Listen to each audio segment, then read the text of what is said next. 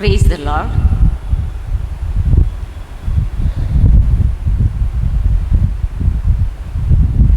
હે પ્રભુ, અત્યારે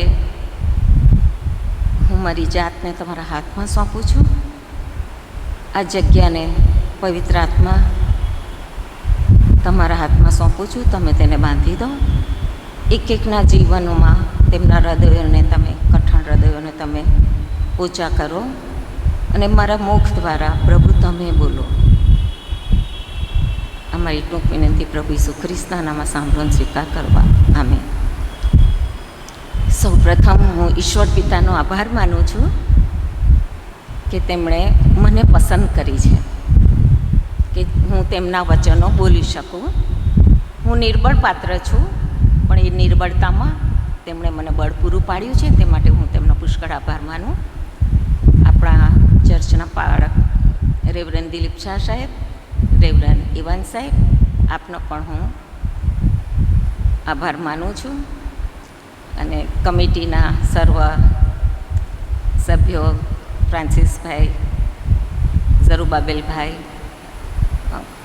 આપણા પ્રમુખ નેલ્સનભાઈ, આપનો પણ હું આભાર માનું છું. અને અત્રે આવેલા અને જે મને સાંભળવાના છે તે સર્વનો હું હૃદયપૂર્વક આભાર માનું છું.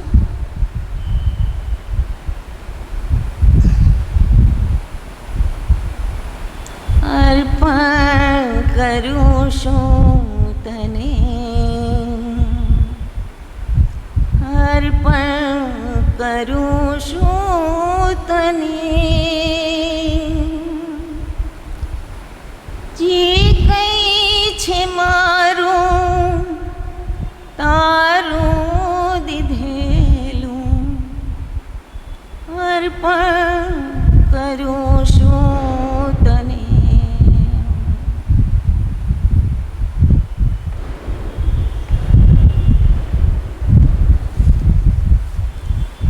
અત્યારે લે એક્ટિવિટી સપ્તાહમાં 2025ના મુદ્રા લેખ છે બાઇબલમાંના અર્પણો. રોમનોને પત્ર, તેનો 12મો અધ્યાય, 1 અને 2 કલમ. તેથી હે ભાઈઓ, હું તમને વિનંતી કરીને કહું છું કે દેવની દયાની ખાતર તમે તમારા શરીરોનું જીવતું, પવિત્ર તથા દેવને પસંદ પડે તેવું અર્પણ કરો. એ તમારી બુદ્ધિપૂર્વકની સેવા છે. આ જગતનું રૂપ તમે ન ધરો, પણ તમારા મનથી નવીનતાની યોગ્ય તમે પૂર્ણ રીતે રૂપાંતર પામો, જેથી દેવની સારી તથા માન્ય તથા સંપૂર્ણ ઈચ્છા શી છે તે તમે પારખી શકો. મેં ગુજરાતીમાં તો આ જોયું, પણ હું હિન્દી બાઇબલ અને ઇંગ્લિશ બાઇબલ લઈને પણ બેસું છું, તો મને એ બેનામાં વધારે ઊંડાણથી વધારે સમજ પડી, તેથી હું હિન્દીમાં પણ વાંચું છું. इसीलिए हे भाइयों, मैं तुमसे परमेश्वर की दया स्मरण दिलाकर विनती करता हूँ कि अपने शरीरों को जीवित और पवित्र और परमेश्वर को भावता हुआ बलिदान करके चढ़ाओ. यही तुम्हारी आत्मिक सेवा है. इस संसार के सदृश न बनो, परंतु तुम्हारे मन के नए हो जाने से तुम्हारा चाल चलन भी बदलता जाए, जिससे तुम परमेश्वर की भली और भावती और सिद्ध इच्छा अनुभव से मालूम करते रहो. इंग्लिशમાં લખ્યું છે, in views of God's mercy, to offer your bodies as living sacrifices, holy and pleasing to God. This is your spiritual act of worship. આ ત્રણેય ભાષામાં વાંચવાથી મને ઘણું બધું સમજ પડી. વધારે ઊંડાણથી આ મુદ્રાલેખને લખવામાં, સમજવામાં મને ઈશ્વરે સહાયની મદદ કરી. મુદ્રાલેખ છે બાઇબલમાંના અર્પણો. બાઇબલમાં જૂના કરારથી તે નવા કરાર સુધી અલગ અલગ રીતે પુષ્કળ અર્પણોનો ઉલ્લેખ કરેલો છે. સમય પ્રમાણે, સમયની યોગ્યતા, તેના પ્રસંગો અને તેની જરૂરિયાત પ્રમાણે એ અર્પણનો અલગ અલગ મિનિંગ ગણવામાં આવ્યો છે, મિનિંગ થાય છે. જો ગુજરાતી શબ્દકોશ પ્રમાણે જોઈએ તો અર્પણ એટલે આપવું, ભેટ કે બક્ષિસ માનપૂર્વક રીતે આપવી, ધરવું, ચઢાવવું, બલિદાન કરવું. પણ આજે હું અર્પણના અલગ અલગ સ્ટેજીસ કે અલગ અલગ પ્રકાર છે એ હું તમને મારી રીતે મારી સમજણમાં સમજાવવા માંગી રહી છું. બાઇબલમાં જૂના કરારમાં તો જુઓ તો મૂસાના નિયમશાસ્ત્રમાં ઈશ્વરે પુષ્કળ બધા અર્પણો આપ્યા. તેમાં 5 મુખ્ય છે: દહન્યાર્પણ, ખાદ્યાર્પણ, શાંત્યાર્પણ, પાપાર્થાર્પણ અને દોષાર્થાર્પણ. અને બીજા બધા તો અનેક છે, પણ એ જ્યારે મુલાકાત મંડપ કર્યો અને એ ટાઈમે ઈશ્વરે દરેકને અલગ અલગ રીતે તેમનો આભાર માનવા માટે, તેમનો મહિમા થાય તેના માટેના અર્પણો અલગ. નાનું પાપ હોય તો નાનું પક્ષી કે પશુ ચડાવવું, મોટું પાપ હોય તો મોટું પશુનું અર્પણ આપવું, અને તે યાજકને આપવું પડતું, અને યાજક તેમાંથી 10 રૂપે લઈ અને બાકીનું પાછું આપતા. આ ઈશ્વરે પાપની શુદ્ધિકરણ માટેની એક નીતિ નિયમ આપેલો. પણ સૌથી પહેલાં જૂના કરમાં પહેલું અર્પણ આપણને કોઈને પૂછે તો પહેલું યાદ આવશે આદમ અને હવાના 2 દીકરાઓનું અર્પણ, કાઈન અને હાબેલ. કાઈન એ ખેડૂત હતો, એટલે એ ભૂમિની ઉપજમાંથી કંઈક લઈ આવ્યો, અને હાબેલ એ ઘેટા પાળક હતો, એટલે ઘેટા બકરામાંથી તે તાજું જન્મેલું અને પુષ્ટ એવું અર્પણ લઈ આવ્યો. તો ઈશ્વરે હાબેલને અને તેના અર્પણને માન્ય કર્યું. જ્યારે કાઈનનું અર્પણ સારું નહોતું, હલકું હતું, તો દેવે તેને પણ નકાર્યો અને તેના અર્પણને પણ નકાર્યો. પછીની આગળની તો વાત આપણને ખબર છે કે તે દ્વારા કાઈને તેના જલનના લીધે તેના ભાઈનું ખૂન કરી નાખ્યું, અને એ પહેલું ખૂનનું પાપ થયું. અર્પણ એટલે ગિફ્ટ. અત્યારના સમયમાં ગિફ્ટ એટલે તો વાતે વાતે એની જરૂરિયાત આપણને થઈ ગઈ છે, અને કોલેજમાં તો જાતના ડેઝ આવે છે, અને વેલેન્ટાઇન ડેને તો હવે આપણે પણ મોટી ઉંમરનાય મનાવતા થઈ ગયા છે. એટલે જો સારા ગિફ્ટ ના મળ્યું તો એના લીધે સંબંધો તૂટતા જોયા છે. અને હવે તો પ્રસંગો હોય એટલે ગિફ્ટ લેવા જવું એ એક માથાનો દુખાવો થઈ જાય છે આપણને, કે હવે એ વ્યક્તિને શું કઈ વસ્તુ ગમશે અને આપણું બજેટ કેટલું છે. કાલે ફ્રાન્સિસભાઈએ સરસ રીતે સમજાવ્યું કે અર્પણ છે કે ભેટ છે, સોગાદ છે, એની પાછળ જે વ્યક્તિને આપણે આપીએ છીએ તેના પ્રત્યેનું આપણા મનમાં શું ભાવ છે, શું પ્રેમ છે, શું લાગણી છે ને કેટલું માન છે,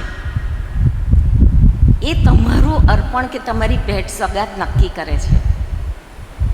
એક રમૂજ જેવી વાત કરું કે હવે તો શું કરીએ છીએ કે આપણે એટલા બધા આપણા ઘરમાં ગિફ્ટ ભેગા થઈ જાય છે ને, એટલે આપણે એનું એ બીજાને આપીએ, એનું એ ત્રીજાને આપીએ. અરે અમારા કરતાં એકવાર એવું થયું કે એક ગિફ્ટ આવીને તેની પાછળ 4 થી 5 લેબલ લગાવેલા હતા. પણ અમે અંદર મૂકી દીધું, અમે કોઈને પધરાવાના નથી. જસ્ટ રમૂજની વાત છે, અને એ સત્યતા પણ છે કે ઘરમાં પડી રહે છે તો આપણે એને આપી દે છે. પણ એ ખરા મનનું ના કહેવાય. એ વ્યક્તિની પ્રત્યેની આપણી જે માનપૂર્વક જે સ્થાન છે ને એ પ્રમાણે આપણે આપ્યું ના કહેવાય, આપવા ખાતર આપી દીધું કહેવાય. ઈશ્વર અર્પણનો ભૂખ્યો નથી, એ તો આપનાર દેવ છે. એણે જ તો બધું આપણને આપેલું છે. પણ એ જ્યારે આપણે એને આપીએ છીએ ત્યારે એ આપણું પહેલાં તો મન જ પારખે છે કે આની પહેલી ઈચ્છા શું છે. કચવાતા મને આપે છે, અંદર શું એની છે. એટલે એટલું સારું છે કે મારાને કેનીમાં એ ટ્યુનિંગ છે. કોઈ પણ દાન માટે આવ્યું હોય ને, આ સત્ય વાત છે, એ જે પહેલું બોલી દે ને તો હું કહી દઉં હા, અથવા મારા મનમાં જે આવ્યું હોય ને હું કહી દઉં ને તો કેની કે હા આપી દે. એટલે અમને એ સારું લાગે છે કે કોઈ દિવસ ઈશ્વર માટે કોઈ પણને અમે કચવાતા મને નથી આપ્યું, અને છતાં ઈશ્વરને લાગ્યું હોય તો પ્રભુ માફ કરજો. હવે ફરી આપણે આપણા અર્પણના સબ્જેક્ટમાં જઈએ કે બાઇબલમાંના અર્પણ. એમાં જો આપણે ઇબ્રાહિમના અર્પણનો ઉલ્લેખ ના કરીએ તો શરૂઆતથી જ એ આપણું અર્પણનો સબ્જેક્ટ છે એ અધૂરો લાગે.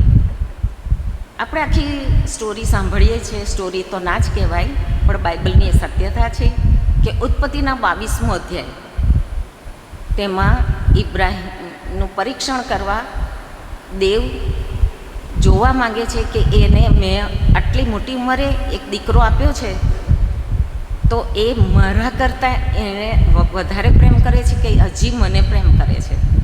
એટલે એ એનું અર્પણ માંગે છે કે તું તેનું દહનાર્પણ આપ.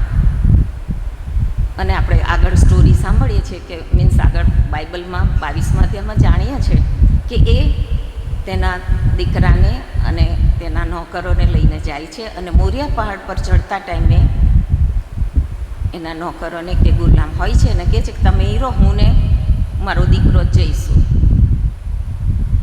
અહીંયા જે ટાઈમે ઇબ્રાહિમે મનમાં દેવે કીધું અને નક્કી કરી લીધું, ત્યાં જ એનું અર્પણ માન્ય થઈ ગયેલું હતું. અને છતાં ઈશ્વર જોવા માંગતા હતા, દેવ જોવા માંગતા હતા કે એ સાચે કરે છે કે નહીં.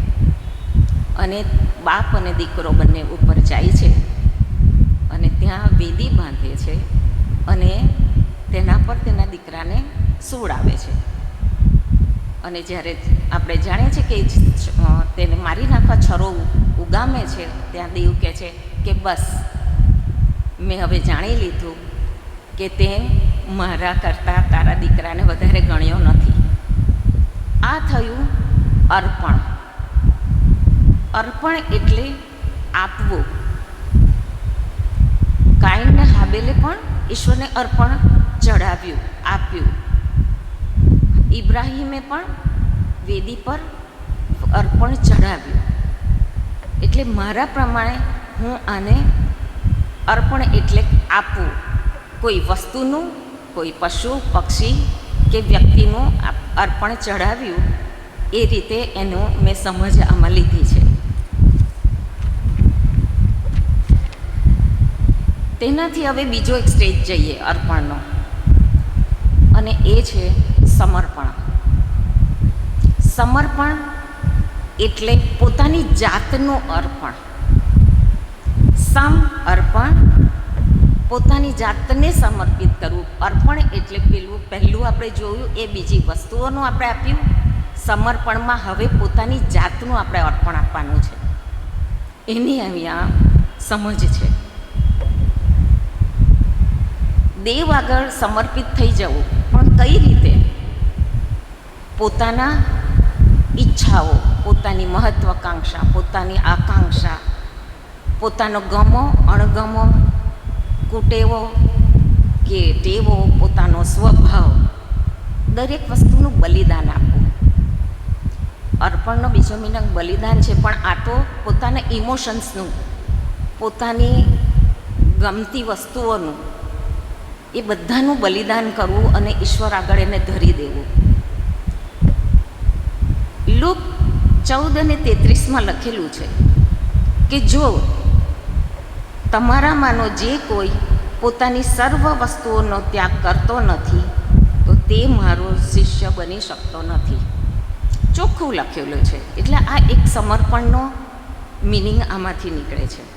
અને મેઇન આજનો જે મુદ્રાલેખમાં છે એમાં એ જ લખેલું છે કે તમે તમારા શરીરોનું જીવતું, એટલે રોજ બરોજના જીવનમાં ક્ષણે ક્ષણે ઉઠવું, બેસવું, બોલવું, ચાલવું, જોવું, તમારી આંખથી પણ તમે આંખોની લાલસાથી પણ પાપ ના કરી શકો જાઓ, તમારા વિચારમાં તમે કંઈક પાપ ના કરી જાઓ, ઊંઘમાંથી ઉઠો છો ત્યારથી તે સૂઈ જાઓ ત્યાં સુધીનું પડે પડે ક્ષણે ક્ષણે તમારી ચાલ ચલન, ઉઠવું, બેસવું, બોલવું, ચાલવું, ક્રોધ, એ તમારું સતત વહેતું જે જીવન છે એ તમારું જીવતું અર્પણ તમારે, કારણ કે ત્યારે ક્ષણે ક્ષણે તમારે બલિદાન આપવું પડે છે. યાદ રાખવું પડે છે કે હું આમ કહીશ કે આમ જોઈશ કે આમ બોલીશ તો એ દેવને નહીં ગમે, ત્યાં તમારે સ્ટોપ થઈ જવું પડે છે. એટલે દેવને પસંદ છે એ ક્ષણે ક્ષણે યાદ રાખી અને એ સતત જીવનને આપણે અમલમાં મૂકવું પડે છે. એટલે પોતાનો નકાર અને ઈશ્વરની ઈચ્છાનો સ્વીકાર, એટલે એ સમર્પણ. એ આપણા વિચાર, વાણી, અને એ ક્યારે લોકોને ખબર પડે કે આપણે ખ્રિસ્તના અને દેવના પસંદ કરેલા છીએ. એ આપણી રહેણી કરણી, બોલવું, ચાલવું, એ દ્વારા આપણો વ્યવહાર છે એ આપણને જુદા પાડે છે. કારણ કે વી આર ચોઝન પીપલ. આપણે દેવને પસંદ નથી કર્યા, દેવે આપણને પસંદ કર્યા છે. આપણે ચોઝન પીપલ છે તો આપણે દેવને પસંદ પડે તેવું આપણું રેગ્યુલર જીવન છે એ પવિત્રતામાં અને પવિત્રતાની રૂએ, કારણ કે ઈશ્વરની એ જ પસંદ છે. એટલે એ પ્રમાણે આપણે સમર્પણની સાથોસાથે આપણા જીવનને, આપણા ચાલ ચલગતને અને આપણા નૈતિક મૂલ્યોને આગળ વધારતા જવું પડે. અને ત્યારે ધીમે ધીમે એ આપણને જૂના માણસપણામાંથી નવા માણસપણામાં એ આપણું આખું રૂપાંતર કરી નાખે છે. અને ત્યારે એને બાઇબલમાં તારણ કે નવો જન્મ કહે છે. એટલે ઈશ્વર શું કહે છે? બી હોલી એઝ આઈ એમ હોલી. હું પવિત્ર છું માટે તમે પવિત્ર થાઓ. એટલે એ ટ્રાન્સફોર્મેશન છે એ સમર્પણમાં તમારે પોતાની જાતનું કરવું પડે છે. અને એ તમે પડે પડે ને ક્ષણે ક્ષણે એ દેવની ઈચ્છા પ્રમાણે આપણે જીવવાનું, દેવની ઈચ્છા પ્રમાણે બોલવાનું, દેવને પસંદ પડે તેવી રીતે ચાલવાનું અને તેમની આજ્ઞાઓ પાળવાનું એ યાદ રાખવું પડે છે. હવે ઈશ્વરને જે નથી પસંદ તો એનું પણ આપણે ધ્યાન રાખવું પડે કે એને નિંદા, કુથલી, ચળસા, ચળસી, વ્યભિચાર, વેર, ભાવ, ક્રોધ સર્વ નથી પસંદ. તો દેવને પસંદ પડે તેવું જીવન જીવવું. હવે સમર્પણ એટલે કોઈને ઈશ્વરને કહી દે કે મેં દેવને સમર્પિત મારું જીવન કરી દીધું છે, તો ત્યાં પૂરું નથી થઈ જતું. એ તો શરૂઆત છે. કોઈ કહે કે મારો નવો જન્મ થયો છે કે મેં તારણ પામ્યું છે, તો તેથી પતી નથી જતું, પૂરું નથી થઈ જતું. ત્યાંથી તો એની શરૂઆત થાય છે, એ બીજ રોપાય છે. અને જ્યાં સુધી ઈશ્વરના સતત સાનિધ્યમાં, તેના વચનોમાં અને વચન પ્રમાણે જીવન જીવીએ અને પ્રાર્થનામાં લાગુ રહીને ઈશ્વરની ઈચ્છા શું છે એ જાણીને એના પ્રમાણે આપણું જીવન જીવીએ, તેની આજ્ઞાઓ માનીને, ત્યારે ધીરે ધીરે ધીરે હું ઘટતી જાઉં છું અને મારામાં ઈસુ ખ્રિસ્ત વધતા જાય છે. યોહાન 15:4 કહે છે કે જો તમે મારામાં રહો અને હું તમારામાં રહીશ, જેમ ડાળી વેલામાં રહ્યા વગર ફળ આપી શકતી નથી, તેમ તમે મારામાં રહ્યા વગર ફળ આપી શકતા નથી. એટલે સતત પ્રભુની સાથે, પ્રભુના આજ્ઞામાં, પ્રભુના આજ્ઞા પાલનમાં અને તેની પ્રાર્થનામાં પવિત્ર આત્માની માંગણી કરીને, પવિત્ર આત્મા એ દોરવણી પૂરી પાડે છે, તેમાં જીવન જીવવું. યોહાન 7:15 અને 7 પણ એ જ કહે છે કે જો તમે મારામાં રહો અને મારા વચન તમારામાં રહે તો તમે જે કંઈ ચાહો તે માંગો એટલે તે તમને અપાશે, એ તમને મળશે. દેવમાં રહેવું, ઈસુ ખ્રિસ્તમાં રહેવું એટલે એક ખ્રિસ્તમય જીવન જીવવું. એ તમારું જીવતું શરીરોનું જે અર્પણ છે એ ધીમે ધીમે ટ્રાન્સફોર્મેશન ખ્રિસ્તમાં થતું જાય, એની તમારે તકેદારી રાખવી પડે છે.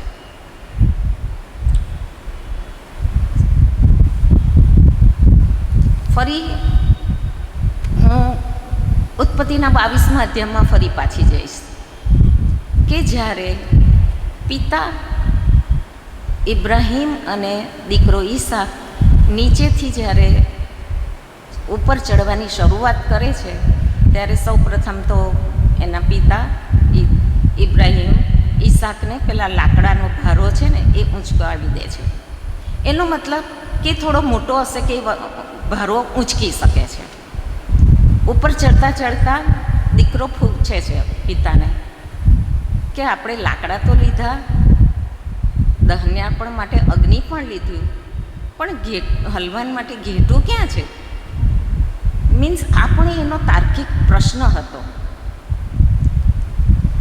પણ ત્યારે તો કહી દે છે પિતા કે એ તો દેવ પૂરું પાડશે, કારણ કે એનો વિશ્વાસ હતો, એ તો વિશ્વાસનો પિતા હતો. પણ ત્યારે તો એ પોતાના દીકરાને સમજાવવા માટે કહી દીધું હશે કે દેવ પૂરું પાડશે. પણ જ્યારે ઉપર જાય છે, ઇબ્રાહીમ વેદી બાંધે છે અને તેના દીકરાને ઉપર સુવડાવે છે. ત્યાં સુધી શું ઈસાક બધું જોતો નહીં હોય? એ દીકરો જાણતો નહીં હોય કે હવે મને સુવડાવ્યો છે તો હવે આ તો મારું બલિદાન થઈ રહ્યું છે. એની જગ્યાએ કોઈ બીજો છોકરો, કારણ કે એ મોટો હતો, સમજણો હતો, એવું નહોતું કે એ ન સમજી શકે કે એમને નાનું બાળક સુવડાવી દીધું. બીજો હોત તો બુમરાડા પાડત, એના પપ્પાને પ્રશ્ન પૂછે પિતાને કે કેમ મને આવું તમે કરો છો, અથવા ભાગી ગયા હોત દોડીને. પણ ના, એ એવું નથી કરતો. એ પોતાના પિતાની ઈચ્છાને માન આપી અને જ્યારે એના પિતા તેને વેદી પર સુવડાવે છે તો એ પોતાને ત્યાં સમર્પણ કરી દે છે. મૂંગા મોઢે સમર્પણ કરી દે છે કે હું હવે મારા પિતાની ઈચ્છાને હું માન આપું છું, અને ત્યાં એના મનથી પણ અને એના શરીરથી પણ પોતાની પિતાને ઈચ્છાને એ સમર્પિત થઈ જાય છે. એટલે આ થયું આપણું બીજા પ્રકારનું, બીજા સ્ટેજનું અર્પણનું, કે આ હવે આપણું સમર્પણ. એણે પોતાની જાત આપી દીધી. હવે આગળ ત્રીજો પ્રકાર કે ત્રીજો સ્ટેજ. પહેલાં બીજાનું અર્પણ, બીજા સ્ટેજમાં સમર્પણ એટલે પોતાનું અર્પણ, અને હવે ત્રીજો સ્ટેજ છે સ્વાર્પણ. સ્વાર્પણ એ તો ઉત્તમ અને ઉત્કૃષ્ટ અર્પણ છે. સ્વાર્પણ એટલે સ્વનું અર્પણ, સેલ્ફ સેક્રિફાઈસ, સેલ્ફ ઓફરિંગ, અને તે ફક્ત અને ફક્ત ઈસુ ખ્રિસ્ત સિવાય કોઈ જ ના કરી શકે. આત્મબલિદાન કે આત્મભોગ, સ્વેચ્છાએ કરેલું એ અર્પણ છે. તેના માટે એ પોતે ખાસ હેતુ માટે પોતાનું બલિદાન ધરી દે છે. લોકો મરણ બાદ તો ચક્ષુદાન કરે, દેહદાન કરે છે, એ મરણ પછી. કે એ ઘણું ઉત્તમ દાન છે કે પહેલેથી પોતાની નોટ લખીને મૂકે કે મારા મરણ પછી મારું શરીર, ભાઈ મારા આંખો છે એને હું દાન કરું છું. પણ ઈસુ ખ્રિસ્ત એ તો દેવપુત્ર, ખરો ઈશ્વરનો ઈશ્વર અને ખરો માણસનો માણસ. એ તો બધું જાણતા હતા પહેલેથી કે મારે તો આવી રીતે મારે આ દુઃખ વેઠવાનું છે. છેલ્લો જ્યારે ઈસુ ખ્રિસ્તનો સમય આવે છે ત્યારે આપણે જાણીએ છીએ કે એ ગેથસેમનીની વાડીમાં જાય છે છેલ્લી વાર એ પ્રભુ પાસે પ્રાર્થના કરવા જાય છે. આખરે તો એ તે ટાઈમે મનુષ્ય શરીરમાં હતા, મનુષ્ય સ્વભાવમાં હતા. એ એટલા સામેથી હવે પછી આવનારી પીડા, યાતના માનસિક રીતે એમને એટલી હાવી થઈ જાય છે કે એ એકવાર તો પિતાને પ્રાર્થના કરીને કહી દે છે કે ઓ પિતા, તું બની શકે તો આ પ્યાલો મારાથી દૂર કર. તે સમયે તેમની માનસિક પરિસ્થિતિ શું હશે? એ પીડા અને યાતનાની પહેલેથી અનુભવાતી પરાકાષ્ઠા કે તે ટાઈમે એમના અંદરથી બ્લડ વેસલ્સ હોય છે જેની એ ફાટી જાય છે અને પરસેવાના રૂપે એ નીચે ટપકવા માંડે છે. આપણે તો એની કલ્પના સુદ્ધા ના કરી શકીએ કે એ સમય ઈસુ ખ્રિસ્ત માટે કેટલો પીડાદાયક હશે. પણ છતાં છેલ્લે એ જ બોલે છે કે પ્રભુ, મારી ઈચ્છા નહીં, ઓ પિતા, મારી નહીં પણ તમારી ઈચ્છા પ્રમાણે થાઓ. અને એ પોતાનું સ્વાર્પણ ત્યાં જ કરી દે છે. માનસિક રીતેનું સ્વાર્પણ એમણે ત્યાં જ પૂરું કરેલું. અને પછી તો આપણે આખું જાણીએ છીએ કે ઈસુ ખ્રિસ્તે એમની માન, સન્માન, તેમનું દેવપુત્રપણું કેવી રીતે એમને એમના કપડાં કાઢી નાખવામાં આવ્યા, તેમના પર થૂંકવામાં આવ્યું, તેમના પર મોંઘટ ખોસીવામાં આવ્યો. હું પોતે ઇઝરાયલ ગઈ છું એટલે મેં જોયું કે જ્યાંથી પિલાતનો જ્યાં ન્યાય થાય છે ત્યાંથી તે ગલગથ્થાની ટેકરી સુધીનો બહુ જ લાંબો અને ઢાળવાળો રસ્તો છે. કારણ કે ઇઝરાયલ તો આખું નાના મોટા ડુંગરોવાળું છે. મને એ સમજ નથી પડતી કે મનુષ્ય તરીકે ઈસુ ખ્રિસ્તે પાછળ તો કોરડા મારેલા છે કે તેમાંથી તો એ કોરડાની આગળ હૂક હોય તો એમાંથી માંસ બહાર આવે, લોહી ટપકતું હશે. એ શેના માટે કર્યું? કે એ સોળથી આપણને સાજાપણું મળવાનું હતું. એમણે એ મૂંગા મોડે સહન કર્યું અને એ ચાલતા ચાલતા ચાલતા એ એટલો ભારે વધસ્તંભ લઈ અને એમણે ત્યાં સુધી પહોંચ્યા. ને કેટલી જગ્યાએ તો એ થોભ્યા હતા, એના નિશાન પણ અત્યારે એ લોકોએ જાળવી રાખેલા છે. પણ હું એ સ્વાર્પણની જે એમની એ પરિસ્થિતિ, એ સહન કરવાનો એ પ્રસંગ કે એ સમય, એ હું કલ્પના બહારની વાત છે કે હું તો જો બહુ વધારે વિચારું તો મને એમ થાય કે મને જ અત્યારે ચક્કર આવવા માંડશે. એટલી હદે હું એ પીડામાં મેં અત્યાર સુધી એમાં હું પણ રહી છું આ તૈયાર કરતાં કરતાં. ફિલિપી 2:6-7-8 ઈસુ ખ્રિસ્ત પોતે દેવના રૂપમાં છતાં તેણે દેવ સમાન હોવાનું પકડી રાખવાની ઈચ્છ્યું નહીં, પણ તેણે દાસનું રૂપ ધારણ કરીને, એટલે માણસોના રૂપમાં આવીને પોતાને ખાલી કર્યો અને માણસના આકારમાં પ્રગટ થઈને મરણને, વધસ્તંભના મરણને આધીન થઈને પોતાને નમ્ર કર્યો. કેટલું અજબ સ્વાર્પણ! પણ શા માટે? કોના માટે? જૂના કરારના આદમ દ્વારા પાપ બેઠું અને પછી પાપ આખું જગત પાપથી ભરાઈ ગયું. દેવે તો આપણને તેની પ્રતિમામાં ઘડેલા, એટલો બધો આપણને પ્રેમ કરતા હતા, તેમને મહિમા માટે થઈને આપણને ઘડવ્યા હતા. પણ પાપ એટલી હદે વધી ગયું કે જૂના કરારના જે અર્પણો છે તેના દ્વારા એ પાપની માફી કે પાપનું મારણ નહોતું. એનું મારણ તો નવા કરારમાં યોહાન 3:16 પ્રમાણે, કેમ કે દેવે જગત પર એટલો પ્રેમ કર્યો, જગત પર એટલે આપણા પર, દેવે આપણા પર એટલો બધો પ્રેમ કર્યો કે તેણે પોતાનો વહાલો એકાકી જનિત દીકરો આપ્યો.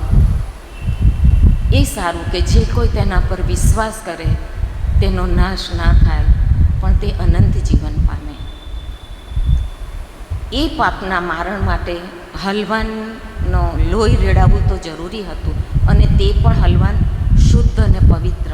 તે તો તેના દીકરા વગર કોઈ જ ના હોઈ શકે. એટલે ઈસુ ખ્રિસ્તના જન્મથી તેમના વધસ્તંભના મરણ સુધી તેમણે પ્રભુની ઈચ્છા પ્રમાણે પોતાને ખાલી કર્યા. એટલે નવા કરારના આદમ દ્વારા તેના વધસ્તંભના શ્રાપિત વધસ્તંભના બલિદાન દ્વારા આપણે માફી અને પાપના ઉદ્ધારનો માર્ગ ખુલ્યો.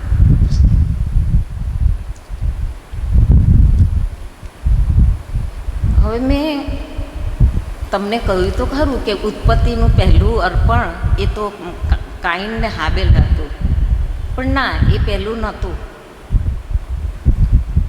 ઉત્પત્તિ 3:21 માં લખાયેલું છે કે, અને યહોવા દેવે આદમ તથા તેની પત્નીને સારું ચામડાના વસ્ત્ર બનાવ્યા અને પહેરાવ્યા. જ્યારે તેમણે પાપ કર્યું તો તેમને એદન બાગમાંથી કાઢી નાખતા પહેલાં દેવે તેમના માટે ચામડાના વસ્ત્ર બનાવ્યા અને પહેરાવ્યા. એમને જે પાપ કર્યું એ પાપને ઢાંકવા માટે, એ પાપમાં નાગા અને ઉઘાડા થઈ ગયા હતા, એ ઢાંકવા માટે થઈ અને દેવે તેમને ચામડાના વસ્ત્ર પહેરાવ્યા. ચામડું ક્યાંથી આવ્યું? સૌથી પહેલું તો હલવાનનું વધ ત્યાં કરાયો. ઈસુ ખ્રિસ્તને નવા કરારમાં જ્યારે વધ કરવાનો હતો, પણ તેનું તો શરૂઆત એદન બાગની ઉત્પત્તિમાંથી જ થઈ ગયેલું. ત્યાં જ દેવે સિમ્બોલિક એ અર્પણ ચઢાવી દીધું કે આપણા પાપ દ્વારા આપણે નાગા છીએ, તો આપણને ઢાંકવા ઈસુ ખ્રિસ્તના હલવાનું આપણે એના રક્તથી ઢાંકવાના છે. તો એ પહેલું અર્પણ તો ઓલરેડી યહોવા દેવે હલવાનનું કરેલું, અને પછી આ કાઈન અને હાબેલનું અર્પણ આપણે ગણી શકીએ. ફરી આપણે પાછા ઉત્પત્તિના 22મા અધ્યાયમાં આવીએ. ઇબ્રાહિમ દ્વારા અર્પણ થયું, ઈસાક દ્વારા સમર્પણ થયું, અને છેલ્લે આપણે જાણીએ છીએ કે જ્યારે દેવે કહ્યું કે હવે તું તારા દીકરાને ના મારીશ, તો ત્યારે ઘેટું જે હલવાન તરીકે જાળીમાં હતું તેને લઈ અને વેદી પર ચડાવી અને તેનું બલિદાન આપવામાં આવ્યું, તેનું દહન પણ આપવામાં આવ્યું, તેનું રક્ત વેપાડવામાં આવ્યું. એટલે એ એક બાજુ ઇબ્રાહિમ દ્વારા અર્પણ, સમર્પણ અને સ્વાર્પણ મળ્યું, અને આ બાજુ આપણને એના ત્રણેયના મિનિંગ મારી દ્રષ્ટિએ ઈશ્વરે મને આ સમજ આપી કે આ રીતે અર્પણ ને સમર્પણ ને સ્વાર્પણની સમજૂતી શું છે તે સમજાવ્યું મને.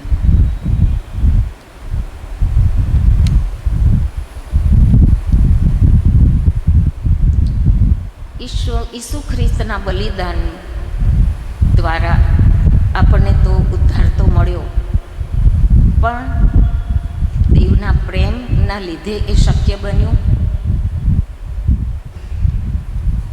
અને તેના મરણમાં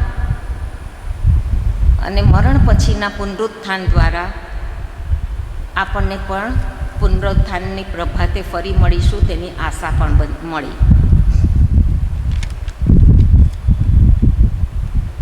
આ તો ત્રણેય હતા બાઇબલમાંના અર્પણો, જે મુદ્રાલેખ છે. હવે હું એ મુદ્રાલેખ એટલે બાઇબલના અર્પણોની આગળ જવા માંગુ છું.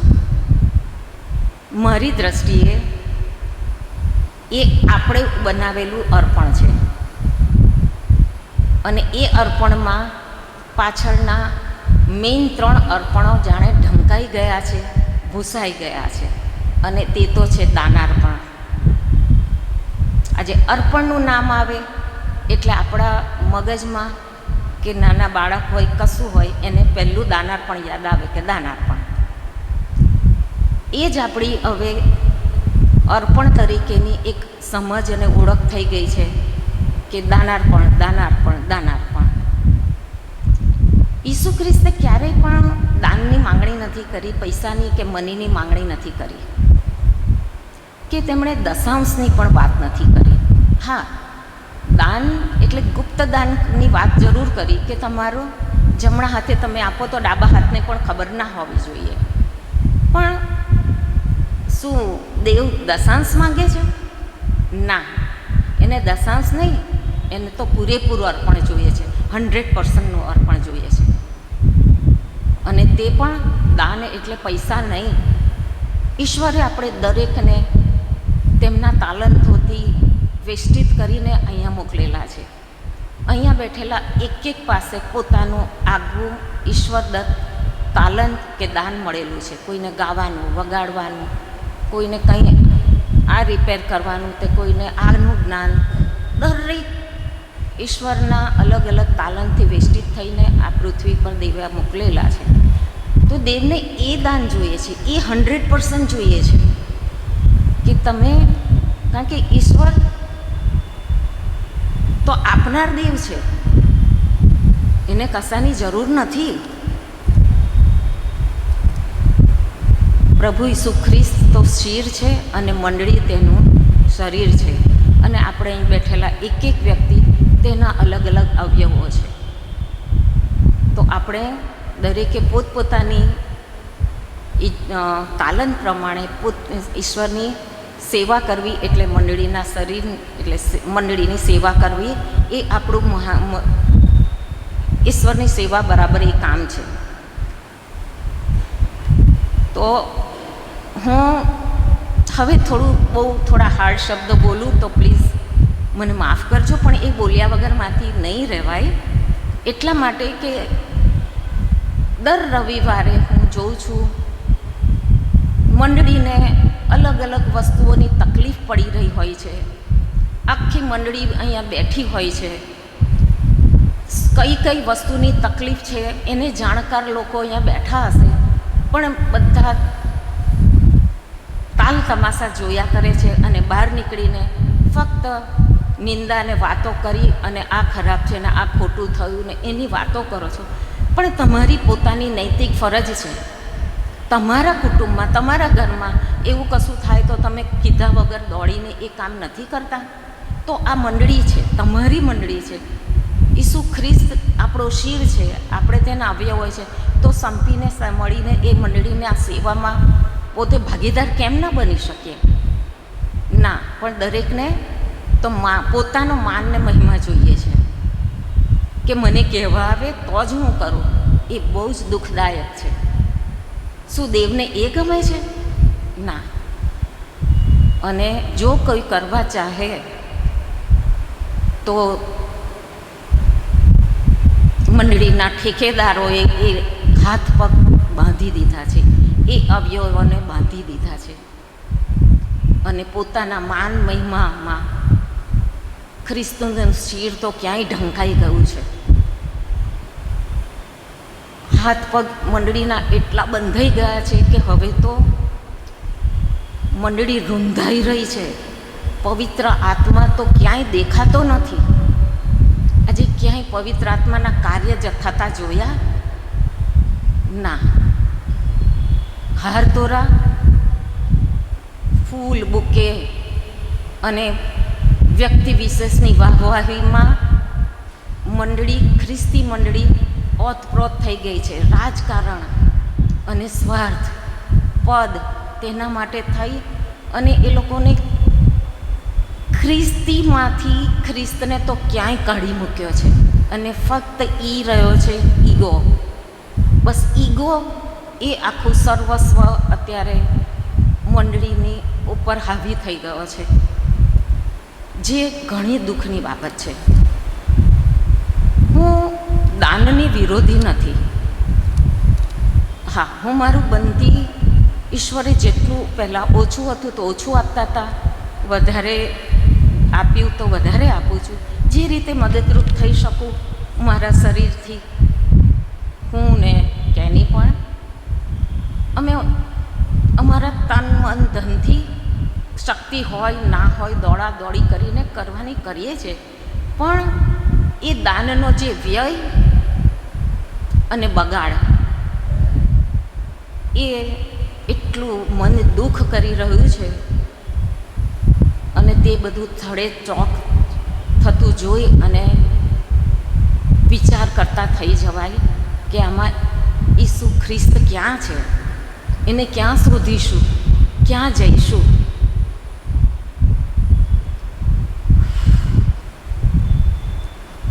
હા, શરૂઆતની મંડળી હતી તે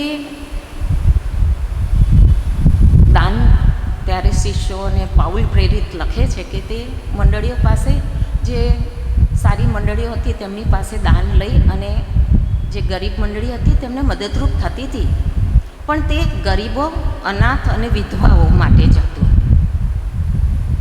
પાઉલ પ્રેરિત તો પોતે તંબુ વણીને પોતાની આજીવિકા ઊભી કરતો હતો. એણે ક્યારેય એ દાનનો પોતાના સ્વ માટે ઉપયોગ નથી કર્યો. હા, હવે આગળ આપણે ફરીને આપણા જીવનોનું એ જ જીવતું, પવિત્ર અને દેવને પસંદ પડે તે જીવવા માટે ઈશ્વર આપણને સહાય અને મદદ કરે. સાંભળવાને કાન હોય તે સાંભળે. જો તમારા હૃદયને અસર થઈ હોય તો પવિત્ર આત્મા તેમાં તમારા જીવનમાં અત્યારે કાર્ય શરૂ કરે અને એ બીજ વટવૃક્ષ બને અને તમે પુષ્કળ ફળ આપો કે જે દેવના માન, મહિમા અને ગૌરવ માટે વપરાય. બસ એ જ પવિત્ર આત્મા પાસે માગું છું, ઈસુ ખ્રિસ્તના નામમાં. આમેન.